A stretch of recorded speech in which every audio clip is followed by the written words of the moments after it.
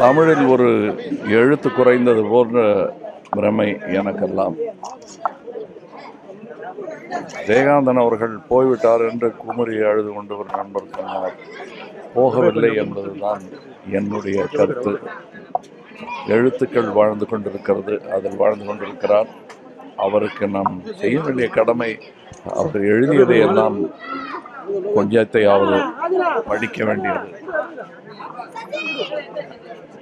அதுதான் ஒரு ஜெயகாந்தன் ரசிகனாக என்னுடைய வேண்டுகோள். எழுத்தாளன் என்றால் கம்பீரம், எழுத்தாளன் என்றால் கௌரவம், எழுத்தாளன் என்றால் தமிழ் சமூகத்தின் அடையாளம் என்று எழுத்தினால் தன்னையும் தமிழையும் உயர்த்தி பிடித்தவர் ஜெயகாந்தன். பாரதி எழுத வந்த பிறகுதான் கவிதைக்கு மீசை முளைத்தது. ஜெயகாந்தன் எழுத வந்த பிறகுதான் உரைநடைக்கு மீசை முளைத்தது என்று நாங்களெல்லாம் பெருமையோடு கருதி கொள்கிறோம். எங்களுக்கெல்லாம் ஒரு பெருமையை பெற்று தந்த முன்னோடி மறைந்து விட்டார் என்று நாங்கள் வருந்துகிறோம். மனிதகுலத்தின் தலைமுறைகளை கடந்து தமிழின் கடைசி வாசகர் இருக்கிற வரை ஜெயகாந்தனுடைய புகழ் இருந்து கொண்டே இருக்கும். அவர் புகழை உயர்த்தி பிடிக்கிற கூட்டத்தில் ஒருவனாய் நானும் இருப்பேன். வாழ்க ஜெயகாந்தன் படைப்பு. ஒரு கம்பன், ஒரு பாரதி, ஒரே ஒரு ஜெயகாந்தன். அந்த இடத்தை யாருமே அடைக்க முடியாது. நடிப்பு துறையில் சிவாஜியை எப்படி யாரோட கம்பேர் பண்ண முடியாதோ அது மாதிரி எழுத்துத்துறையில் ஜெயகாந்தன் அவர்களோட யாரையும் கம்பேர் பண்ண முடியாது. காட்டில் ஒரு சிங்கம், அந்த மாதிரி எழுத்துத்துறையில் ஒரு சிங்கம், ஒத்த சிங்கம். இலக்கியம், எழுத்து, பேச்சு, சிந்தனை எதிலுமே தனிப்பட்ட மனுஷன், தனியான மனிதன், அந்த இடம் எப்போதும் காலியாக இருக்கட்டும். அவருடைய ஆத்மா சாந்தி அடையட்டும். வணக்கம். ஏறத்தாழ 75 ஆண்டு காலமாக ஒருவரை ஒருவர் அறிந்தவர்கள்.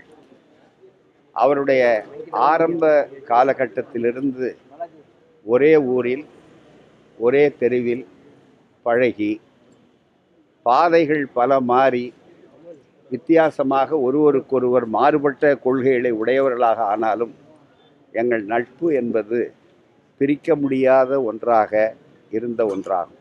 தன்னுடைய அறிவால், ஆற்றலால், உழைப்பால் இலக்கிய உலகில், தமிழ் இலக்கிய உலகில் எவரும் எட்டி பிடிக்க முடியாத ஒரு இடத்தை அவர் தனக்கென பிடித்த ஒரு தனித்தன்மையாளர். எவ்வளவோ பதிவுகள் இருக்கும், இருந்தாலும் சுருக்கமாக தமிழ் இலக்கிய வனத்திலே